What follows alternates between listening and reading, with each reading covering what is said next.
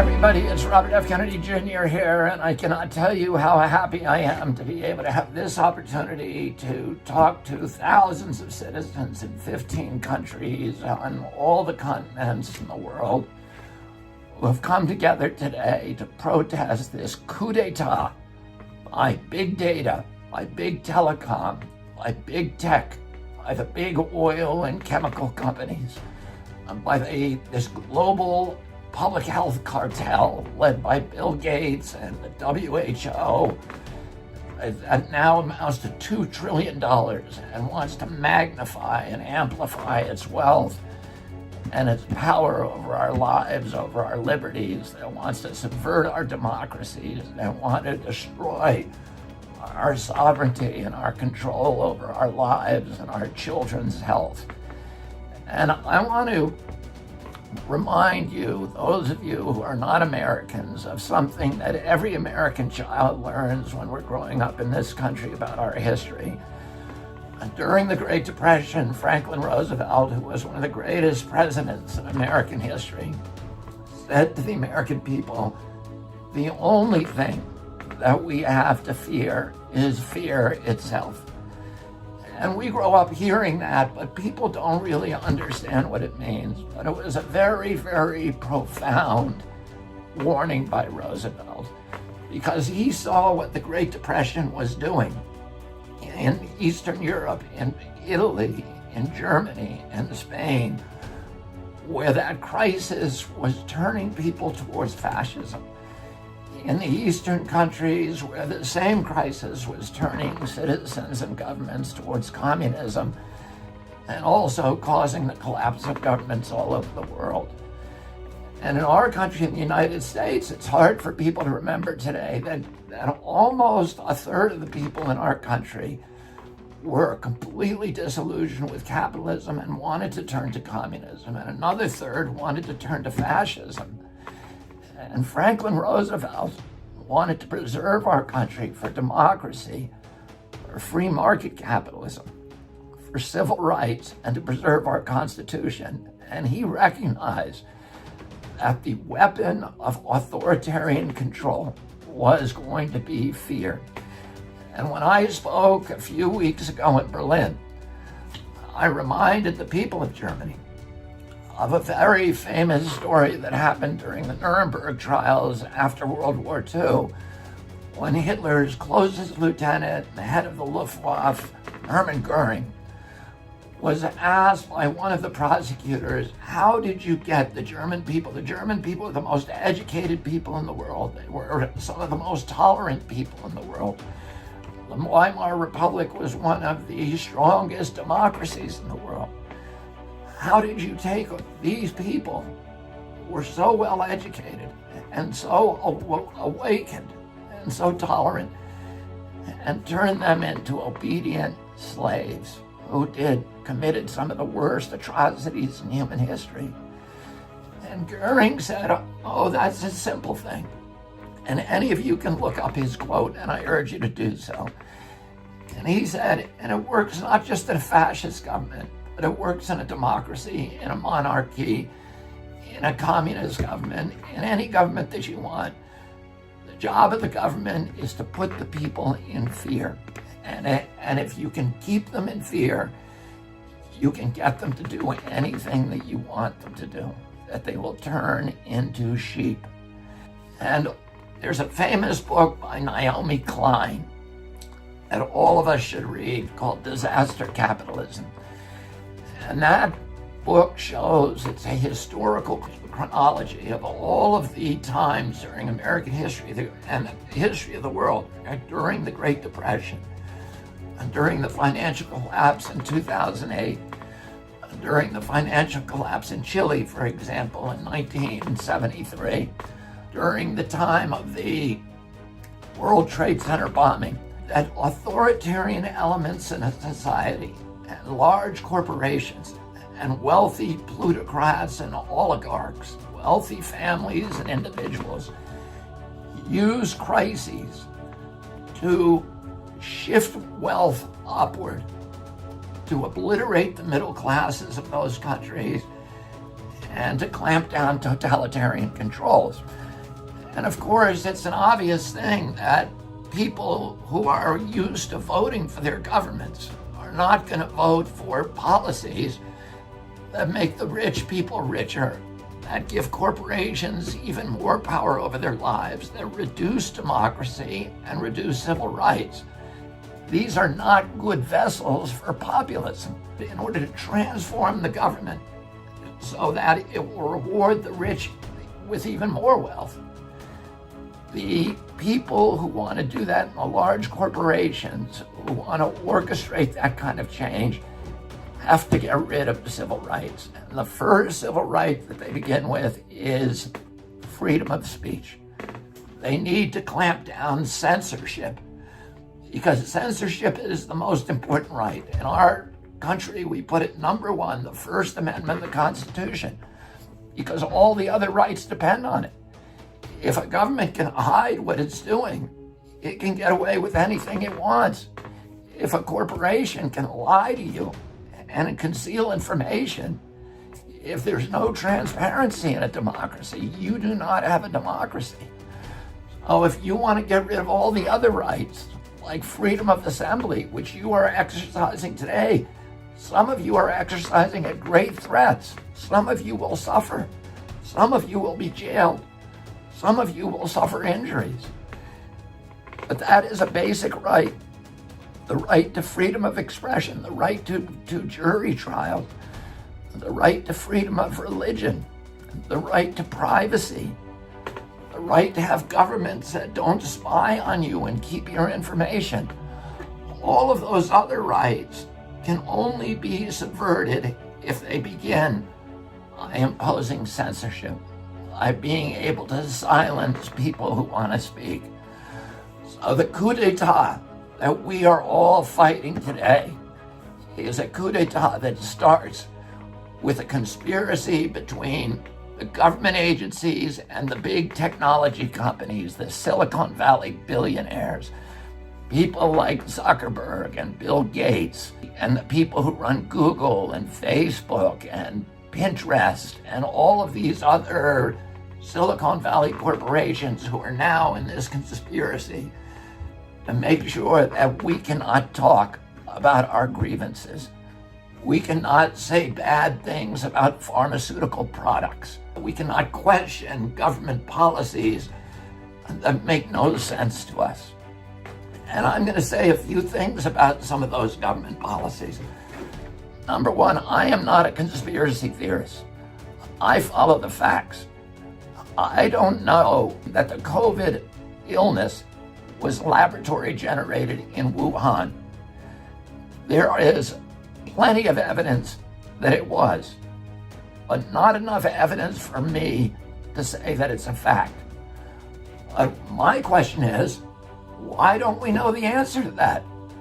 Why is Tony Fauci not being asked that question? Why is President Trump not launching an investigation? Or President Xi or the presidents of any of these countries saying, where did this come from? Because we need to know that. The global citizens, this is the worst calamity in history. And nobody seems curious about where this actually comes from. We know it didn't come from a bat in the wet market in Wuhan. And that story was a fable that it now has no basis, in fact. And we have Nobel laureates, and we have large institutions and investigative agencies and prosecutorial agencies are saying, we think it came from the Wuhan lab, and we think that it may have come from studies that were funded by Bill Gates and Tony Fauci. I don't know if this is true. But why are our government officials not asking that as the number one question? Why, instead of sending their police to suppress dissent, are they not sending the police to question people who may know the answer to that question? There are many other questions that I'd like to know the answer. Questions about masks. I'm very willing to accept if the masks work, and I want to wear them. If they're going to protect other people from transmissibility, then I want to wear them. But the studies that I've seen indicate that they do not work against viral transmission for the most part. There's some that say they may work under limited circumstances. What I don't want to be told is they work and you're going to wear them and you better not ask questions about it. Most Americans and most of the people on this planet, we want leadership, but we don't want bullying. And we know the difference between bullying and leadership. We want to know the truth about hydroxychloroquine. We want to know why are we spending $18 billion on vaccines and only $1.4 billion on therapeutic drugs? What is the sense of that? There are many, many other questions that we in a democracy have a right to have answered without being called conspiracy theorists, without being vilified as being inconsiderate or being bad citizens. Everybody who's part of these demonstrations are people who are striving with their lives to become good citizens. Now, let me tell you what we need to do to win this battle. The only way we can win it is with democracy. We need to fight to get our democracy back, to reclaim our democracy from these villains who are stealing it from us. And you notice the people who are getting richest from this quarantine are the same people who are censoring criticism of the quarantine. Who is becoming the richest? Jeffrey Bezos. $83 billion he's made. And he owns Amazon, and he is censoring books that criticize the quarantine. Zuckerberg, who owns Facebook, who's made tens of billions of dollars by this quarantine. And he is censoring information that is critical of the quarantine. He censors my Instagram. He censors my Facebook. My Twitter page is also censored. And all of these people are the people who are making billions of dollars on the quarantine. And what I want to know is a simple question. Is the quarantine actually effective? You know, we've had plenty of pandemics in the past. In 1969, we had a Hong Kong flu pandemic that killed 100,000 people in the United States. It's the equivalent of 200,000 people today. That's the same number of people who are being killed by coronavirus. Did we go into lockdown? No. Did we wear masks? No. We went to Woodstock. We went to the Democratic Convention in Chicago and had huge crowds of people. Nobody was told to lock down and don't see your girlfriend and wear a mask and don't go out of your house and shut down your business and bankrupt every business in the country. Last year, there were 1.6 million people in the world who died from tuberculosis. We have 1.6 million people die every year from tuberculosis. We're not wearing masks. We're not on lockdown. What's the difference between tuberculosis and coronavirus? Tuberculosis has a vaccine, and the vaccine cost about $3. And that's why we're not on lockdown, because nobody is making $39 a vaccine or $300 a vaccine the way that Moderna and AstraZeneca and Johnson & Johnson are making from this catastrophe. And that is the only reason that I can think of. And I'm happy if somebody tells me there's another reason. But let's hear it. Don't just shut me up. Don't just tell me that I can't debate. Here's what we need to do. We need to do exactly what you're doing today. We need to come out on the street and we need to stick together. What the big tech villains and scoundrels and Mark Zuckerberg and Jeffrey Bezos and Bill Gates and Tony Fauci want you to do is they want us fighting with each other. They want blacks fighting against whites. They want Republicans fighting against Democrats. They want everybody polarized. They want everybody fragmented. Because they know that if we all get together, we're going to start asking questions. And those are questions that they can't answer. Why are you getting rich and why are we all getting poor? And what's the difference between tuberculosis and coronavirus? And why are we not wearing masks for the tuberculosis, but we are for the coronavirus? And where did it all come from? And all of those questions that we deserve an answer to, and we're not getting answered. We need to stick together. If you're a Republican or Democrat, stop talking about that. Stop identifying yourself.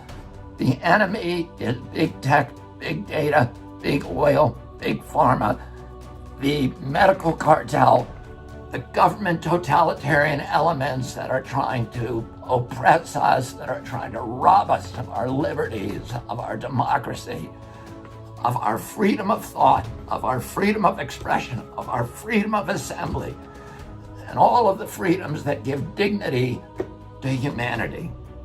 And the last thing that all of us need to do is we need to stay educated and informed. And one of the things that I want to announce to you today is that Children's Health Defense, my organization, with the help of many of you who are in these crowds, is launching a journal, a daily journal, and we are going to weaponize information for you. We're going to tell you what the newest science is. We're going to take all the information that is censored everywhere else, and we're going to reprint it in our publication.